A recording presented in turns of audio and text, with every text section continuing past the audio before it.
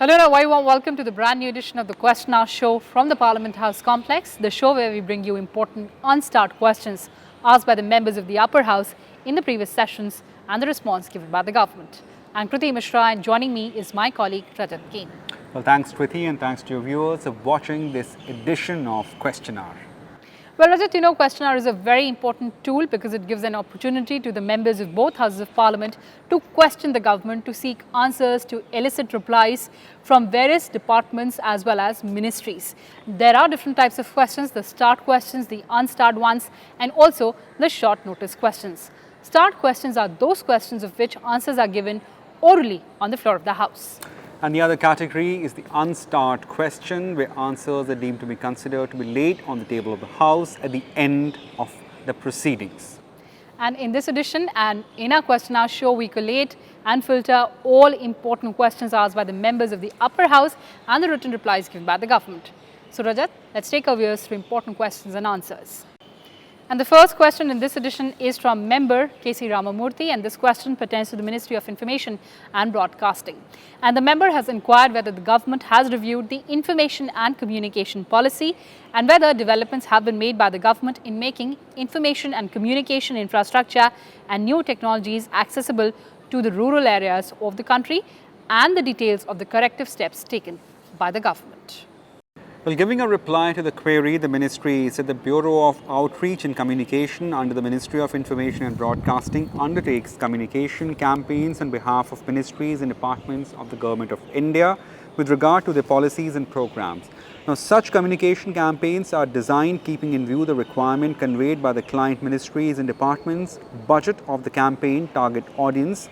Now, while undertaking such communication campaigns, the Bureau of Outreach and Communication uses various media vehicles like print, electronic, internet websites, outdoor publicity, live arts and interpersonal media. For rural areas, specific outreach programs are conducted for dissemination of information relating to various schemes of the government to have greater connect with the rural population. And lastly, the release of such campaigns to various media is guided by policy guidelines for respective media, which are available on the government website of Bureau of Outreach and Communication. Well, moving on to next question that was asked by member Balwinder Singh Bhunder from Ministry of Jal Shakti. The member sought whether it's fact that major rivers in country have become highly polluted and a considered threat to health of the people, and also whether it's also a fact that there is a need to do desilting and rejuvenation of all major rivers. The government has given a very elaborate response to this question, and the government goes on to say that pollution load in rivers has increased over the years due to rapid urbanization and industrialization. Rivers in the country are polluted mainly due to the discharge of untreated and partially treated sewage from cities or towns and industrial effluents. Central Pollution Control Board, or CPCB, in collaboration with the state pollution control boards, pollution control committees, is regularly monitoring the water quality of rivers and other water bodies in the country through a network of monitoring stations. As per the CPCB report of September 2018, 351 polluted river stretches have been identified on 323 river-based on monitoring results in terms of biochemical oxygen demand, or BOD levels, an indicator of organic pollution.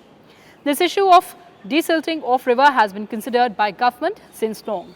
In this regard, government constituted a committee under the chairmanship of former chairman, Central Water Commission, Dr. B.K. Mittal, in October 2001.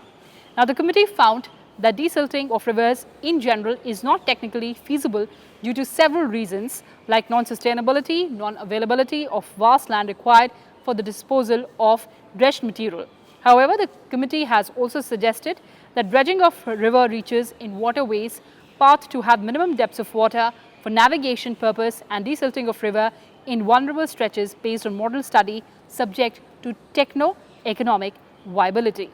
The government further says that cleaning and rejuvenation of rivers is a continuous process, and central government is supplementing the efforts of the state governments as well as union territories in addressing these challenges. Now, pollution of rivers by providing financial and technical assistance through schemes like National River Conservation Plan and Namami Gange has also been unveiled. The NRCP has so far covered polluted stretches of 34 rivers in 77 towns spread over 16 states in the country with the sanctioned cost of 5,870.54 crore rupees.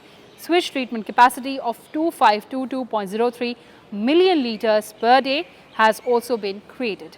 Under Namami Gange rejuvenation of Ganga and its tributaries, that has been taken up, and so far a total of 310 projects have been sanctioned at an estimated cost of 28,790.66 crore under Namami Gange.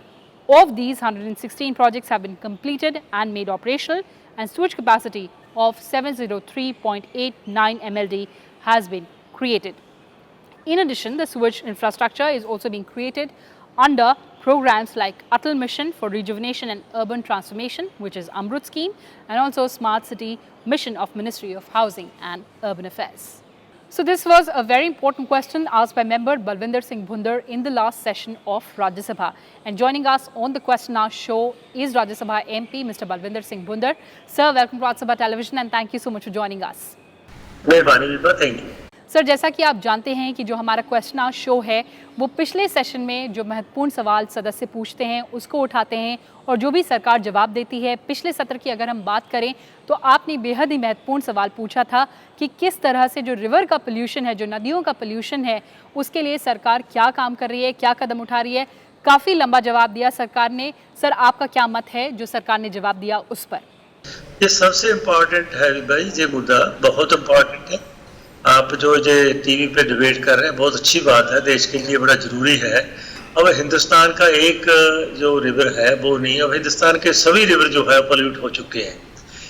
Even ये जहाँ तक जो गंगा सबसे पवित्र है, तो देश को अनाज भी 5-6 जो स्टेटें हैं कंट्री की बड़ी, उनको जो देता है, लेकिन उसके बाद पीने को, खाने को, उसके बाद जो पवित्र भी गिरा जाता है, जिसका पानी कभी हम जब बचपन में होते थे ले आके घरों में रखते थे, साल साल रहता था, पवित्र मानते थे। अब उसका पानी अब हरिद्वार में भी जाए वहाँ भी पोल्यूट हो चुका है। इसलिए ये पॉइंट उठाया था कि ये अकेला गंगा नहीं, देश के सभी जो दरिया है वो पोल्यूट हो चुके हैं। इससे बहुत देश का नुकसान होएगा। धरती में पीने वाला पानी भी जो बर्बाद हो जाएगा, लोगों की सेहत पे असर पड़ेगा, और इससे जो पानी की कमी आ रही है उससे फसलों को दोनों टाइप का नुकसान होगा, खाने का भी, पीने का भी, लोगों के जो जीने का है उस पर सबसे बड़ा असर इनका पड़ेगा। इसलिए सरकार को सीरियस होकर इस पर ध्यान देना चाहिए कि जो रुपया खर्च हो रहा है उसका कोई रिजल्ट निकले, लेकिन कभी रिजल्ट निकल नहीं रहा। ठीक, हम सेटिस्फाइड नहीं। सरकार ने नमामि गंगे के बारे में भी विस्तार से बताया कि कितने प्रोजेक्ट सैंक्शन हो चुके हैं और कितना काम हो रहा है, उस पर आपका क्या मत है? सीरियस होकर देश को, स्टेट और सेंटर को मिलकर इसका हल ढूंढना चाहिए, क्योंकि कहीं स्टेट की प्रॉब्लम आ जाती है। अगर स्टेट फंड देता है, वहाँ जुडिक्शन स्टेट की है, इसलिए वो प्रॉब्लम आ जाती है। जो उन्होंने कागजों में बोलते हैं उसका रिजल्ट नहीं निकलता, कागजों में दिखा देते हैं लेकिन रिजल्ट नहीं। आप भी कोई भी विजिट करके देख सकता है कि उसका रिजल्ट नहीं निकला। और आखिरी में क्या सुझाव देना चाहेंगे आप सरकार को? मेरा सुझाव था ये है सरकार को कि स्टेट और सेंट्रल गवर्नमेंट को, उनके ऑफिसर को साथ बुलाए और बुला के बोले कि ये मामला ना सेंटर का है ना स्टेट का है, ये देश की जनता का है। अगर ये ऐसे पोल्यूट हो गए, धरती का पानी पोल्यूट हो गया, जो पानी धरती से खत्म हो गया, पीने वाला और एग्रीकल्चर वाला, और जो देश की और नेसेसिटीज है, पानी जो है जीवन है। अगर पानी खत्म हो गया तो हम कैसे बचेंगे? जंगल यानी जिसको फॉरेस्ट बोलते हैं, और पानी, हवा और दरख्त, तीनों जो है जिंदगी है इंसान की, उनसे सबसे महत्वपूर्ण पानी है। पानी के साथ ही आगे फॉरेस्ट चलता है। दोनों को, स्टेट और सेंटर को चाहिए मिलके बैठ के टाइम बाउंड करके जहां कहीं भी कमी है उनका हल ढूंढना चाहिए। स्टेट से प्यार से पूछना चाहिए कि क्या प्रॉब्लम है, आप क्यों नहीं कर रहे? क्योंकि जो पोल्यूशन बोर्ड बढ़ते हैं स्टेट में, उन्हें चेक करना है कि ये जो चल रहा है प्लांट ये ठीक है नहीं। वो जब हम जाते हैं प्लांट चला देते हैं, जब धीरे चला देते हैं, रात को बंद कर देते हैं। जब बारिश आ जाती है बंद रखते हैं, जब बारिश आती है सारा इकट्ठा छोड़ देते हैं, तो उसको भी बर्बाद करते हैं। जो बारिश के पानी से के साथ द्वारा नदी के साथ होना था उसको और पोल्यूट कर देते हैं। ये इसका हल निकालने के लिए सीरियस होके देश का जो प्राइवेट सेक्रेटरी है कंट्री का और स्टेट के चीफ सेक्रेटरी का बचना चाहिए, साथ मिनिस्टर को बचना चाहिए। भुंदर जी, आप हमसे जुड़े, आपने हमसे बातें की और अपने सुझाव दिए सरकार के लिए। धन्यवाद राज्यसभा टीवी से बात करने के लिए। मेहरबानी Vibha, thank you. So Rajat, it's time for a short break, but on the other side, we'll have more important questions for our viewers.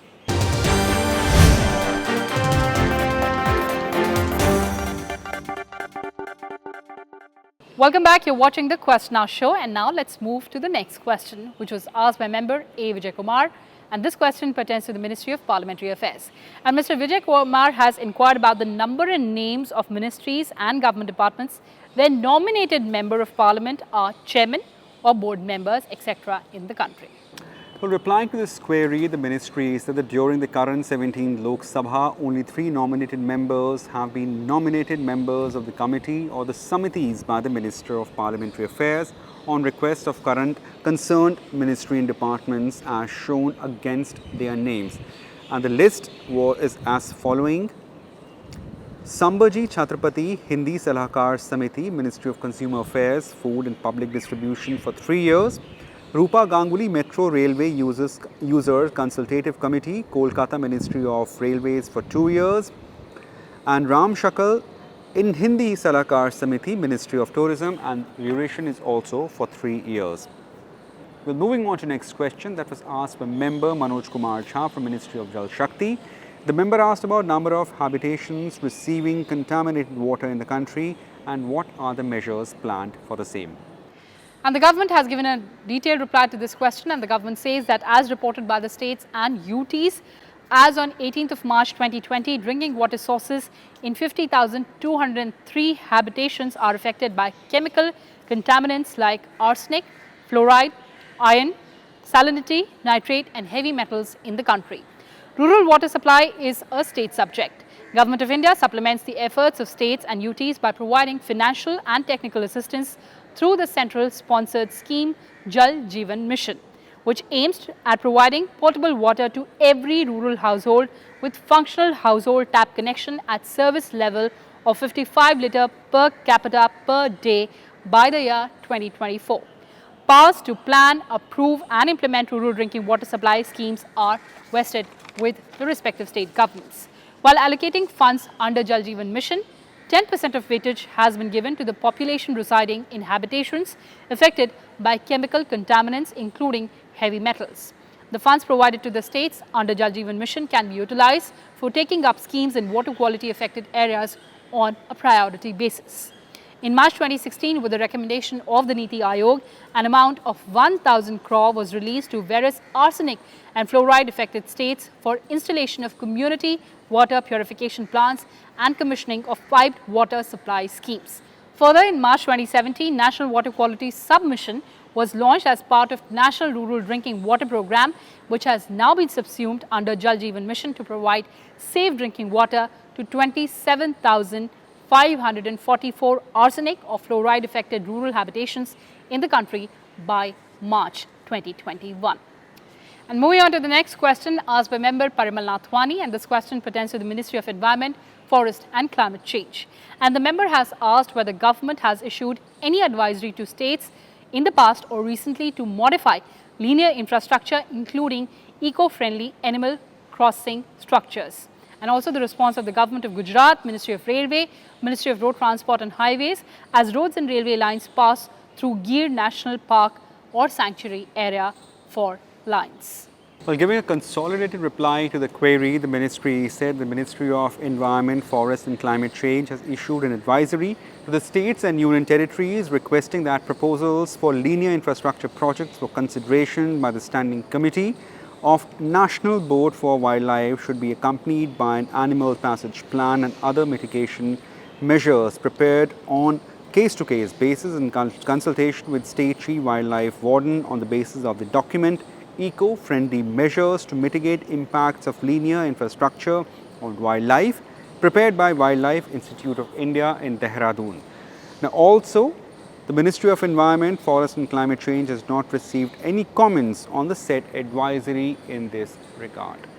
Well, moving on to the last question of this edition of the show that was asked by member Dr. Santanu Sen from Ministry of Minority Affairs. The member asked about the details of Hunar Haat organised till date and the revenue generated during Hunar Haat and whether there is any plan to take Hunar Haat to other countries. Well, again, the government has given an elaborate reply to this question, and it goes on to say that Minority Affairs Ministry launched upgrading the skills and training in traditional arts and crafts for development, which is the Ustad scheme, on 14th of May 2015 to preserve the rich heritage of traditional arts and crafts of minorities. Hunar Haat is being implemented since 2016-17 as a component of Ustad scheme. The Hunar Haat is an effective platform where an opportunity is given to minority artisans and also craftsmen and culinary experts from across the country to showcase and market their finest handicraft and exquisitely crafted indigenous products.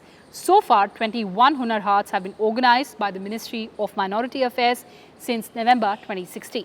Now let's take a look year-wise. So 2016, India International Trade Fair, New Delhi. In 2017, India International Trade Fair, New Delhi.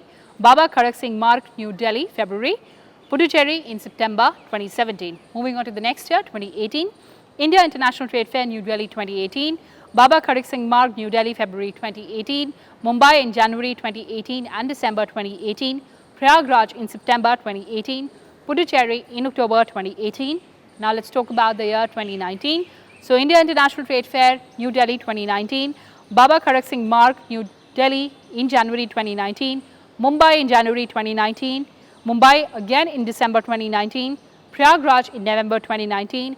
Jaipur in August and September 2019. Ahmedabad in December 2019.